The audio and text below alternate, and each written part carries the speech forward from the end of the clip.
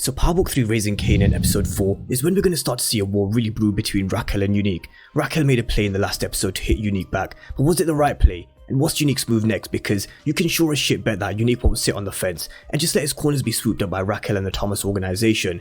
I feel another body is going to drop in the coming episodes, and I'm going to run through why I think it is and who it could be. But we're also talking Jukebox and Marvin as well, and all things episode 4 in this trailer breakdown. So if you are new to the channel and you haven't done so already, then remember to smash the subscribe button if you want to see everything Power Book 3 and Power Universe related over the coming months. But let's talk all things episode 4 and break down this trailer, and I'm going to talk through a few extra scenes that weren't in the episode 4 trailer itself, but they were in the season trailer, so I'm going to add in those scenes to paint the whole picture of what episode 4 could look like. But this episode is going to be all about revenge. Nobody can afford to sleep, and nobody can afford to blink, because Raquel made a play in episode 3 against her rival by handing Detective Howard Unique's re-up. Now this is why Detective Howard is a selfish character and will always be looking out for himself and doing what's best for himself, because we know last week he told Unique that it was going to be him that he was going to help become the king of the kingdom. But his words were really short-lived, because he did crash Raquel's corners and bust her men on the corners at the beginning of the episode, but as soon as he got some heat from his captain ordering him and Burke to get a win, and a big win, he bit Raquel's hand off when it came to the information that she gave him about Unique's re-up.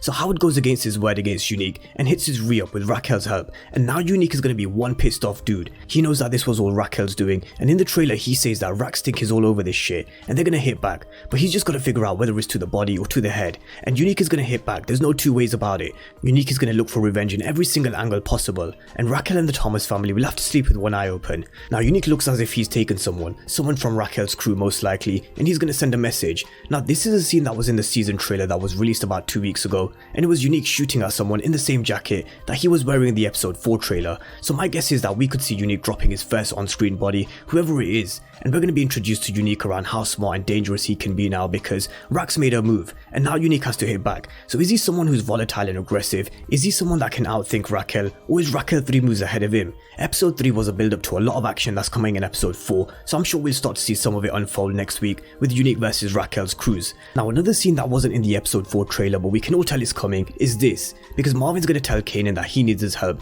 but with the stash being off limits to Kanan, you just know this isn't going to end well for Marvin and Kanan. Kanan's wearing the same jumper we see in episode 4's trailer breakdown as the trailer that we saw before the season started, so we know that Kanan's going to get jumped and there's going to be a robbery that's going to go down where Kanan needs Marvin's help. Now in the last episode there was one dumb move which Kanan made. He made a rookie mistake when he blatantly gave away the spot for the stash house to Davina, so this could be one way that Unique hits back at Raquel's organization by hitting her stash house before she can move it. But Marvin's going to protect Kanan. He's made a mistake by bringing him into something which is way too soon for him, but he's going to make up for it by protecting him at the same time, and we're going to see this aggressive character and his aggressive nature in the next episode, because this is something we're yet to see from his character. Now Marvin's a character who isn't afraid to hit back. He's been wanting to send a message to Unique's crew ever since episode 1 when they were at the hospital. He told Raquel that Unique and their crew had to feel them, they had to hit back. Now twice he said that it was the wrong decision to hand over the corners to Unique, and again he mentioned it in episode 3 that it was the wrong move. They needed to hit Unique because their soldiers have bled and died for those corners that Unique has taken.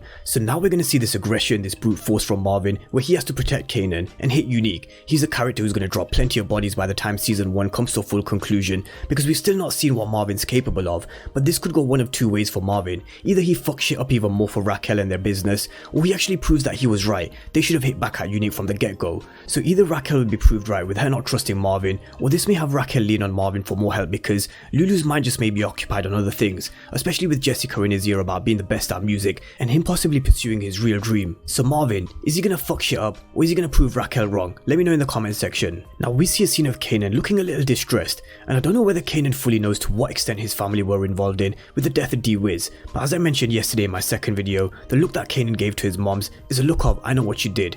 But does Kanan know that Uncle Lulu was the one who killed D-Wiz? Because clearly Jukebox hasn't told him yet. We've not seen the conversation where Jukebox tells Kanan that she saw D-Wiz get into Lulu's car, and I do feel that's yet to come. So speaking of Jukebox, let's talk about her next, because I was really impressed with her in the last episode. It was a slow burner of an episode but a lot of character building, and we saw this as a side to Juke that we hadn't seen yet. This hustler, she was born a hustler, and it's something I'm going to touch on in a bit more detail later on in the week, but she was hitting another lick. She's going to be back stealing some more clothes. She's seen on the phone talking to someone saying shit's coming up and she needs some cash real fast, and it actually looks like she's hitting this lick on her own, and this is where shit could get real for Juke. She's been chased by some of the security guards, and again this is another scene that wasn't in the episode 4 trailer but was in the trailer before the season started. It's Juke being pushed up against the wall by what looks like the same person that was beat down in episode 3. So Jukebox is going to get caught up in a robbery and it's going to go all wrong for her, but how she goes about getting out of trouble, let's wait and see, because we saw a glimpse of how hard Juke really is. She isn't afraid to step to anyone, so we could find out to what length Juke can really go even at this early stage. And I mentioned before that she's more of a hustler than Kanan is at this age, pulling licks, and she's probably more advanced than Kanan when it comes to protecting herself as well. There was a reason why Juke was so cold and ruthless in power, and slowly we're starting to get those answers, why she was the way she was, but more on Jukebox later on in the week because I really want to dive deeper on her character. But Raquel warns Kanan that it's just them against everybody, and it always has been. She had Kanan when she was 16 years old, and she always kept him close and tried to protect him, send him to a good school and push him away from the life that they're in. You could argue the opposite as well, because Raquel kept Kanan close because she sees Kanan as a reflection of herself, and if she really wanted to push Kanan away into the drug-free life, then she could have sent him to live with his grandma a long time ago. Unique is right when he says they have a connection that him and his son Jerome will never have, which is also why Kanan is her weak spot, and this is vital and something to remember going into episode 4.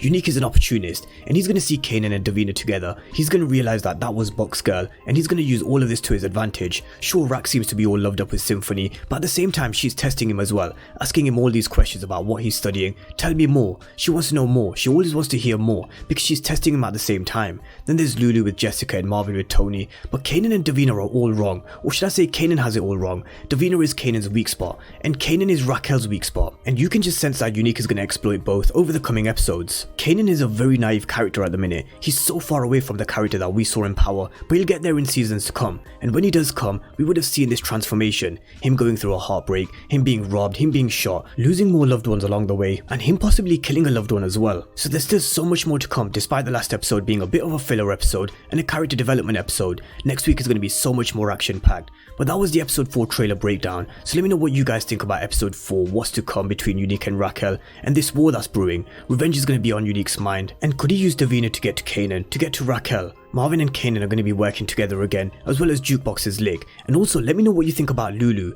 Will he try and push his way out of the game and into music? Let me know your thoughts down below on the main talking points from episode 4's trailer breakdown below in the comment section. And I'm going to be back in the week with my usual storyline breakdowns, connections, and Power Easter eggs. So if you haven't done so already, then remember to smash the subscribe button if you want to see everything Power Book 3 and Power Universe related over the coming months.